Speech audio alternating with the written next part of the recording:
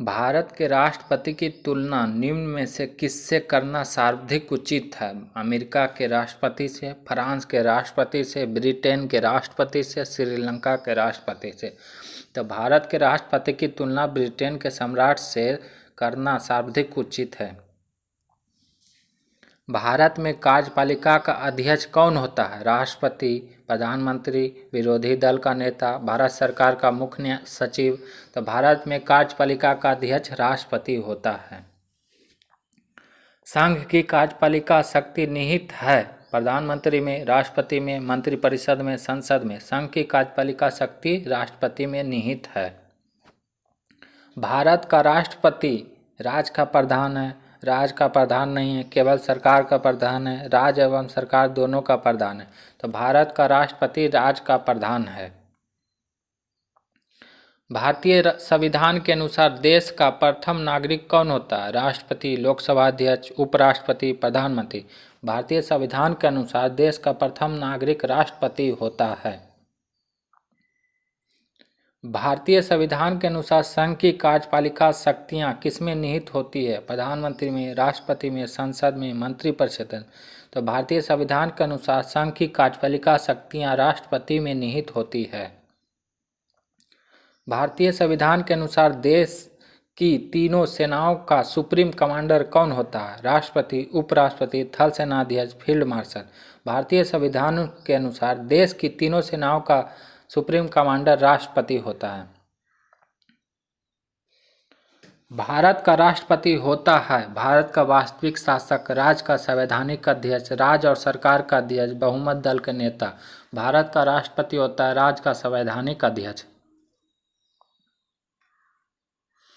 भारतीय सशस्त्र सेनाओं का सर्वोच्च कमांडर कौन होता है? राष्ट्रपति, प्रधानमंत्री, रक्षा मंत्री, सबसे लंबे समय तक सेवारत सेनाध्यक्ष।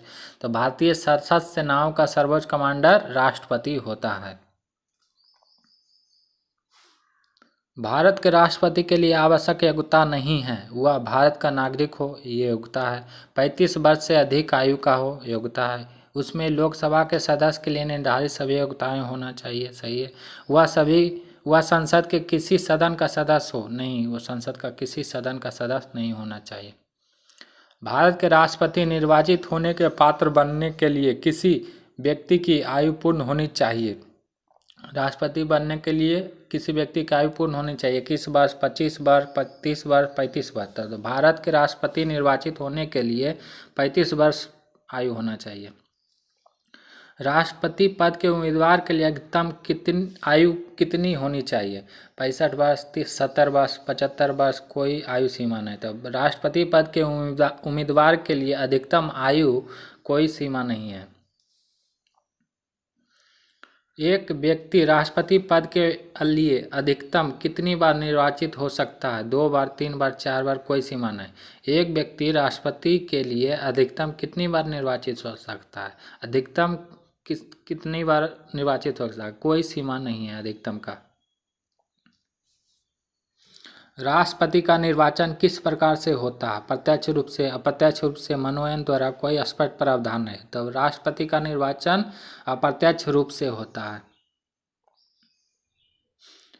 राष्ट्रपति पद के निर्वाचन हेतु कौन सी पद्धति अपनाई जाती है? सूची पद्धति, संचयी मत पद्धति, सापेक्ष बहुमत पद्धति, समानुपातिक प्रतिनिधित्व एवं एकल सकर्मणीय मत पद्धति।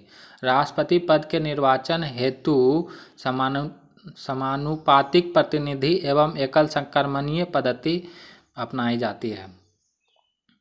राष्ट्रपति पद के चुनाव संबंधी विवाद को किसे निर्देशित किया जाता है? संसदीय समिति, लोकसभा अध्यक्ष, निर्वाचन आयोग, उच्चतम न्यायालय। राष्ट्रपति पद के चुनाव संबंधी विवादों को उच्चतम न्यायालय में निर्देशित किया जाता है। राष्ट्रपति के चुनाव के लिए प्रस्तावक एवं अनुमोदक की कम से कम कितनी संख्या होनी चाहिए? 44, 44, 20, 20, 50, 50, 100, 100। राष्ट्रपति के चुनाव के लिए प्रस्तावक एवं अनुमोदक की कम से कम 50 से 50 संख्या होनी चाहिए। भारत का राष्ट्रपति निर्वाचन होने के लिए निम्न में से कौन सी बात योग्यता मानी जाती है? भारत का नागरिक हो, 35 वर्ष की आयु पूर्ण कर चुका हो, लोकसभा सदस्य निर्वाचित होने के लिए अर्हित हो, कोई लाभ पद ग्रहण किए हो। तो भारत का राष्ट्रपति निर्वाचित होने के लिए अयोग्यता मानी जाती है कोई लाभ पद ग्रहण किए हो। भारत में राष्ट्रपति का चुनाव किया जाता है प्रत्यक्ष निर्वाचन द्वारा, एकल हस्तांतरित मत पद्धति द्वारा, अनुपातिक मत प्रणाली द्वारा, खुला बैलेट प्रणाली द्वारा। भारत में राष्ट्रपति का चुनाव किया जाता है एकल हस्तांतरित मत पद्धति द्वारा। राष्ट्रपति पद का चुनाव संचालित किया जाता है लोकसभा अध्यक्ष द्वारा, प्रधानमंत्री द्वारा, निर्वाचन आयोग द्वारा, संसदीय मामलों के मंत्री द्वारा। राष्ट्रपति पद का चुनाव संचालित किया जाता है निर्वाचन आयोग द्वारा। भारत में किसके चुनाव में अनुपातिक प्रतिनिधित्व चुनाव प्रणाली अपनाई जाती है? राज्यसभा सदस्य, विधानसभा सदस्य, विधान परिषद सदस्य, उपराष्ट्रपति, राष्ट्रपति। तो भारत के अनुपातिक प्रतिनिधित्व चुनाव प्रणाली अपनाई जाती है राष्ट्रपति के। राष्ट्रपति चुनाव संबंधी मामले किसके पास भेजे जाते हैं? चुनाव आयोग, संसद, उच्चतम न्यायालय, उपराष्ट्रपति। राष्ट्रपति चुनाव संबंधी मामले उच्चतम न्यायालय में भेजे जाते हैं। किस अनुच्छेद के तहत राष्ट्रपति और उपराष्ट्रपति के निर्वाचन से संबंधित विवाद का निर्णय उच्चतम न्यायालय द्वारा करने का प्रावधान संविधान में किया गया? अनुच्छेद 55, अनुच्छेद 68, अनुच्छेद 69, अनुच्छेद 71। तो अनुच्छेद 71 के तहत राष्ट्रपति और उपराष्ट्रपति के निर्वाचन संबंधी विवाद का निर्णय उच्चतम न्यायालय द्वारा करने का प्रावधान किया गया अनुच्छेद 71 के तहत। राष्ट्रपति पद के उम्मीदवारों को चुनाव प्रचार करने हेतु कितना समय मिलता है? 1 माह, 2 सप्ताह, 1 सप्ताह, 3 सप्ताह। राष्ट्रपति पद के उम्मीदवारों को चुनाव प्रचार करने के लिए 2 सप्ताह का समय मिलता है। भारत के राष्ट्रपति का चुनाव कितने वर्षों के लिए होता है? 6 वर्ष, 5 वर्ष, 4 वर्ष, 3 वर्ष। राष्ट्रपति के चुनाव 5 वर्ष के लिए होता है। किस अनुच्छेद के तहत राष्ट्रपति अपने पद ग्रहण करने की तिथि से 5 वर्ष की अवधि तक अपने पद पर बना रहता है? अनुच्छेद 54, अनुच्छेद 56, अनुच्छेद 57, अनुच्छेद 58। तो अनुच्छेद 56 के तहत राष्ट्रपति अपने पद पर 5 वर्ष के लिए रहता है। राष्ट्रपति के चुनाव के लिए निर्वाचक मंडल में होते हैं संसद के सभी सदस्य, विधान सभाओं तथा परिषदों के सभी सदस्य, संसद के दोनों सदनों तथा विधान सभाओं के निर्वाचित सदस्य, संसद के दोनों सदनों के सभी सदस्य, संसद के दोनों सदनों के सभी निर्वाचित सदस्य। राष्ट्रपति चुनाव के निर्वाचक मंडल में होते हैं संसद के दोनों सदनों तथा विधान सभाओं के निर्वाचित सदस्य। भारत के राष्ट्रपति के निर्वाचन के बारे में निम्न में से कौन सा कथन सही नहीं है? सभी राज्य विधानसभाओं के सदस्य निर्वाचक मंडल के सदस्य होते हैं, इसलिए उस समय राष्ट्रपति का निर्वाचन नहीं हो सकता जब तक 1 या 2 विधानसभाएं भंग हो। संसद के दोनों सदनों के सदस्यों का मत मूल्य सभी राज्य विधानसभाओं के संयुक्त मत मूल्य से कहीं भी अधिक होता है। कोई भी उम्मीदवार यदि मतों का बहुमत प्राप्त कर लेता है तो स्वतः ही निर्वाचित नहीं हो जाता है। राष्ट्रपति के निर्वाचन के संबंध में कोई विवाद हो तो वह सर्वोच्च न्यायालय के क्षेत्राधिकार में नहीं आता, यही गलत है। भारत के राष्ट्रपति के निर्वाचन के बारे में राष्ट्रपति का निर्वाचन के संबंध में कोई विवाद हो तो वह सर्वोच्च न्यायालय के क्षेत्राधिकार में आता है। भारत के राष्ट्रपति को उसके पद से हटाया जा सकता है भारत के प्रधानमंत्री द्वारा, लोकसभा के द्वारा, भारत के मुख्य न्यायाधीश द्वारा, संसद द्वारा।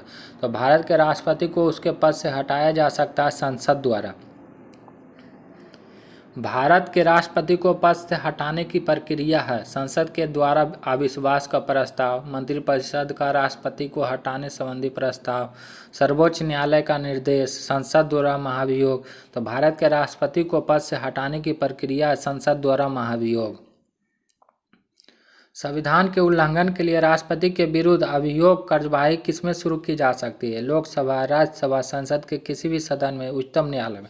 संविधान के उल्लंघन के लिए राष्ट्रपति के विरुद्ध अभियोग कार्यवाही संसद के किसी भी सदन में शुरू किया जाता है। राष्ट्रपति को हटाया जा सकता है अविश्वास प्रस्ताव लाकर, संविधान संशोधन से, कानूनी कार्यवाही से, महाभियोग से। राष्ट्रपति को हटाया जा सकता है महाभियोग से। राष्ट्रपति पर महाभियोग किस आधार पर लगाया जा सकता है? किसी भी आधार पर, संविधान के अतिक्रमण करने पर, राज्य विधानसभा को भंग करने पर, उपराष्ट्रपति को राष्ट्रपति बनाने पर। तो राष्ट्रपति पर महाभियोग लगाया जाता है संविधान के अतिक्रमण करने पर। राष्ट्रपति पर महाभियोग की प्रक्रिया किस देश के संविधान से ली गई है? America, Canada, Japan, Ireland. राष्ट्रपति पर महाभियोग की प्रक्रिया अमेरिका के संविधान से ली गई है। भारतीय राष्ट्रपति को किस परिस्थिति में अपने पद से त्यागपत्र देना पड़ता है? महाभियोग लगने पर, रिश्वत लेने पर, प्रधानमंत्री के कहने पर, संसद में वक्तव्य न देने पर। भारतीय राष्ट्रपति को किस परिस्थिति में? महाभियोग लगने की परिस्थिति में अपने पद से त्यागपत्र देना पड़ता है।